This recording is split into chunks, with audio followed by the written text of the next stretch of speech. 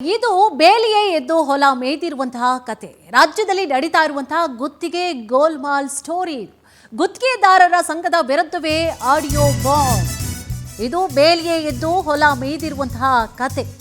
ರಾಜ್ಯದಲ್ಲಿ ನಡೀತಾ ಇರುವಂತಹ ಗುತ್ತಿಗೆ ಗೋಲ್ಮಾಲ್ ಸ್ಟೋರಿ ಇದು. ಗುತ್ತಿಗೆದಾರರ ಸಂಘದ ವಿರುದ್ಧವೇ ಆಡಿಯೋ ಬಾಂಬ್.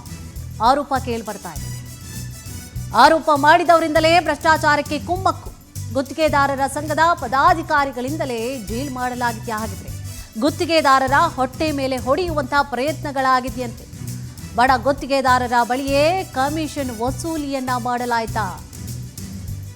ವಸೂಲಿಗೆ ಇಳಿದಿರುವಂತಹ ಗೌರವಾಧ್ಯಕ್ಷ ಮತ್ತು ನಿರ್ದೇಶಕ ಬಿಡ್ ವಾಪಸ್ ಪಡೆಯಲು ಗುತ್ತಿಗೆದಾರರಿಗೆ ಆವಾಜ್. ಗೌರವಾಧ್ಯಕ್ಷ ಜಗನ್ನಾಥ ಜಿ ಶಿವಾಜಿ ಅವರಿಂದ ಬೆದರಿಕೆ. ಬಿಡ್ ವಾಪಸ್ ಪಡೆಯಲಿಕ್ಕೆ ಗುತ್ತಿಗೆದಾರರಿಗೆ ಆವಾಜನ್ನ ಹಾಕಲಾಗಿದೆಯಂತೆ. ಗೌರವಾಧ್ಯಕ್ಷ ಜಗನ್ನಾಥ್ ಜಿ ಶಿವಾಜಿ ಅವರಿಂದ ಬೆದರಿಕೆ ಹಾಕಲಾಗಿದೆ. ರಾಜ್ಯ ಗುತ್ತಿಗೆದಾರರ ಮೇಲೆಯೇ ಮೂಡ್ತಾ ಇದೆ ಅನುಮಾನ. ಬಡ ಗುತ್ತಿಗೆದಾರರ ಬಳಿಯಲ್ಲಿ ವಸೂಲಿಗೆ ಇಳಿದಿರುವಂಥದ್ದು ಗೌರವಾಧ್ಯಕ್ಷ ನಿರ್ದೇಶಕ. ಸರ್ಕಾರಿ ಯೋಜನೆಗಳ ಕಾಮಗಾರಿಗೆ ಗುತ್ತಿಗೆದಾರರ ಭೇಟಿ.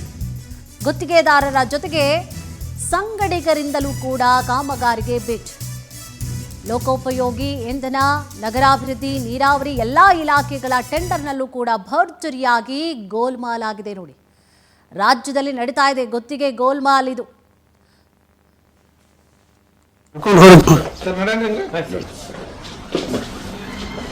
ನಾವು ಹಿಡ್ಕೊಂಡು ಹೊರತು ಹೇಳಿದಾಗ ಅವ್ರು ಏನೇನು ನಾವು ಹೊರಗವರಲ್ಲಿ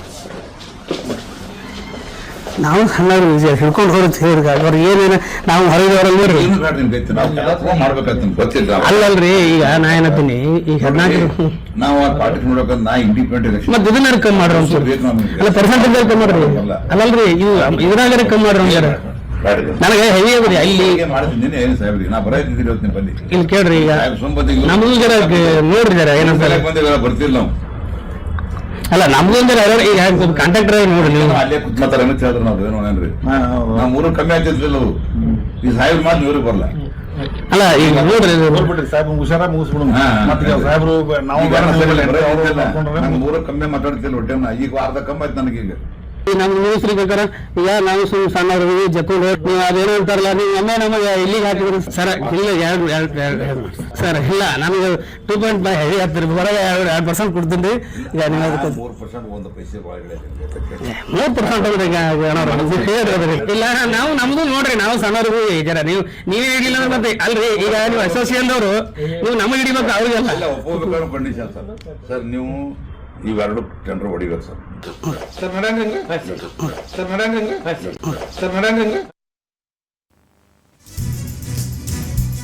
ಗುತ್ತಿಗೆದಾರರ ಸಂಘದ ಗೌರವಾಧ್ಯಕ್ಷ ಜಗನ್ನಾಥ್ ಜಿ ಶಿವಾಜಿ, ನಿರ್ದೇಶಕ HR ಚಿಂಚಳಿ ಅವರಿಂದ ಗುತ್ತಿಗೆದಾರರಿಗೆ ಬೆದರಿಕೆಯನ್ನ ಹಾಕಲಾಗಿದೆಯಂತೆ.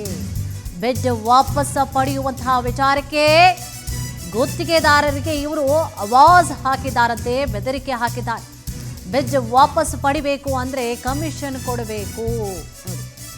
ಗುತ್ತಿಗೆ ಹಣದಲ್ಲಿ ನಮಗೆ 3% ಕಮಿಷನ್ ನೀಡಲು ಬೇಡಿಕೆಯನ್ನ ಇಟ್ಟಿದ್ದಾರೆ.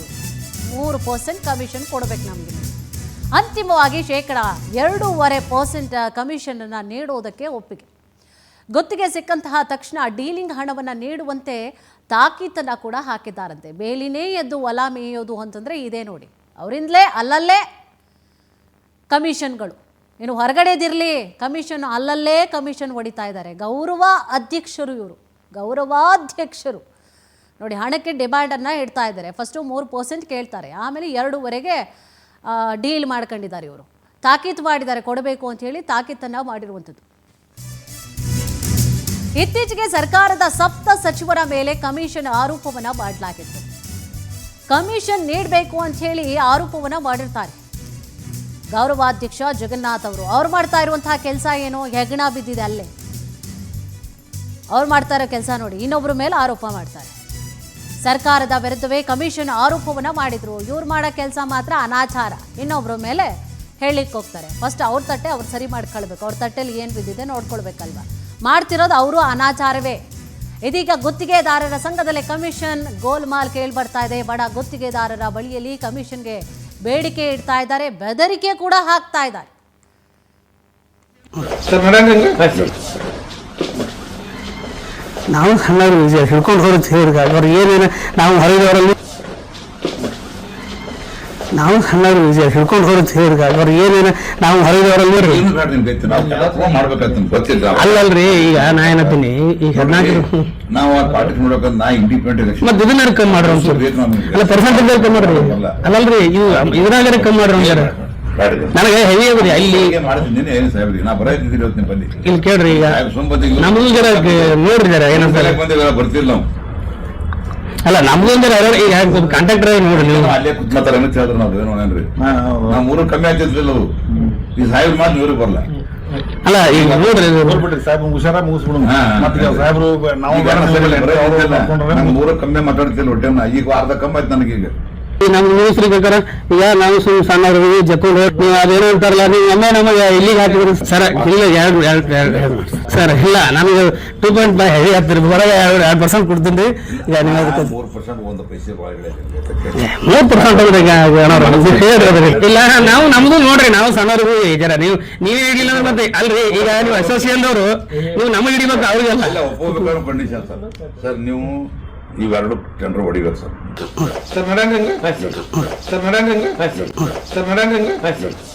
ಇದೇ ವಿಚಾರ ಸಂಬಂಧವಾಗಿ ಹೆಚ್ಚಿನ ಡೀಟೇಲ್ಸ್ ಅನ್ನ ಕೂಡ ನೀಡ್ತಾ ಹೋಗ್ತಾರೆ ನಮ್ಮ ಪ್ರತಿನಿಧಿ ರೂಪೇಶ್. ರೂಪೇಶ್, ಈಗ ಕಮಿಷನ್ ಆರೋಪವನ್ನ ಮಾಡಿದವ್ರೆ ಸಚಿವರ ವಿರುದ್ಧವಾಗಿ ತಾವೇ ಕಮಿಷನ್ ಅನ್ನ ಕೇಳ್ತಾ ಇದ್ದಾರೆ. ಏನ್ ನೈತಿಕತೆ ಇದೆ ಇವರಿಗೆಲ್ಲ ಅಂತ ಹೇಳಿ ಏನಿದೆ ಕಂಪ್ಲೀಟ್ ಮಾಹಿತಿ? ನಿಜ ಕುಸುಮ್, ಯಾಕಂತ ಹೇಳಿದ್ರೆ ಗುತ್ತಿಗೆದಾರರ ಸಂಘ ಬೇರೆ ಬೇರೆ ರೀತಿಯಾಗಿರೋದಕ್ಕೆ ಆರೋಪ ಮಾಡ್ತಾ ಇತ್ತು. ಕಮಿಷನರ್ ಅವ್ರು ಕೇಳ್ತಾರೆ, ಇವ್ರು ಕೇಳ್ತಾರೆ, ಅವ್ರಿಗೆ ಕೊಡ್ಬೇಕು ಇವ್ರು ಕೊಡ್ಬೇಕು ಅಂತ ಹೇಳಿ ಬಿಲ್ ಪೇಮೆಂಟ್ ಗಳು ಬಂದಾಗ ಅಥವಾ ಬೇರೆ ಬೇರೆ ಸಂದರ್ಭ ಬಂದಾಗ ಈ ರೀತಿಯಾಗಿ ಆರೋಪಗಳನ್ನು ರಾಜಕಾರಣಿಗಳ ವಿರುದ್ಧ ಮಾಡ್ತಾ ಇದ್ರು. ಸರ್ಕಾರದ ಒಂದಿಷ್ಟು ಹೆಚ್ಚುವರಿಗಳ ವರ್ತನೆ ಕೂಡ ಅದೇ ರೀತಿಯಾಗಿತ್ತು ಅಂತ ಹೇಳಿ ಭಾವಿಸ್ಕೊಳ್ಬಹುದು. ಆದ್ರೆ ಈಗ ಗುತ್ತಿಗೆದಾರರ ಸಂಘದ ಗೌರವಾಧ್ಯಕ್ಷರು ಅದೇ ರೀತಿ ಪದಾಧಿಕಾರಿಗಳೇ ಈ ರೀತಿಯಾಗಿ ಕಮಿಷನ್ ಕೇಳೋದು ಎಷ್ಟು ಮಟ್ಟಿಗೆ ಸರಿ ಅಂತ ಹೇಳಿ ಈ ಇದು ಸಂಬಂಧಪಟ್ಟಂತೆ ವಿಡಿಯೋ ರಿಲೀಸ್ ಆಗ್ತಾ ಇದೆ. ಯಾಕಂತ ಹೇಳಿದ್ರೆ ಈಗ ಗುತ್ತಿಗೆಯಲ್ಲಿ ಕಮಿಷನ್ ವ್ಯವಹಾರಗಳು ಸದ್ದು ಮಾಡುತ್ತೆ ಅಂತ ಹೇಳಿ ಎಲ್ಲರಿಗೂ ಕೂಡ ಗೊತ್ತಿರುವಂತ ವಿಚಾರ. ಅದಕ್ಕೆ ಸಂಬಂಧಪಟ್ಟ ಸಾಕ್ಷಿಗಳು ಸಿಗೋದಿಲ್ಲ. ಪ್ರತಿ ಬಾರಿ ಕೂಡ ಸರ್ಕಾರ ವಿರುದ್ಧ ಆರೋಪ ಬಂದಾಗಲೂ ಕೂಡ ಸಾಕ್ಷಿ ಕೊಡಿ ಅಂತ ಹೇಳಿ ಕೇಳಾಗ್ತಾ ಇತ್ತು. ಆದ್ರೆ ಇದೀಗ ಗುತ್ತಿಗೆದಾರರಿಂದ ಕಮಿಷನ್ ಅನ್ನ ಕೇಳಿರುವಂತ ವಿಚಾರ, ಅದು ಕೂಡ ಗುತ್ತಿಗೆದಾರ ಸಂಘ, ಯಾರು ಸರ್ಕಾರ ಅಲ್ಲ ಅಥವಾ MLAಗಳಲ್ಲ, ಅದೇ ಬೇರೆ ಯಾರು ಕೂಡ ಅಲ್ಲ. ಇಲ್ಲಿ ಈಗ ಗುತ್ತಿಗೆದಾರರ ಸಂಘದಿಂದಲೇ ಕಮಿಷನ್ ಅನ್ನ ಕೇಳ್ತಾರೆ. ಯಾಕಂದ್ರೆ ಒಂದು ಕಾಮಗಾರಿ ಮಾಡ್ತಾ ಇದ್ರು. ಹೀಗಾಗಿ ಸಂದರ್ಭದಲ್ಲಿ 16 ಜನ ಗುತ್ತಿಗೆದಾರರು ಬಿಡ್ ಅನ್ನ ಸಲ್ಲಿಸ್ತಾರೆ.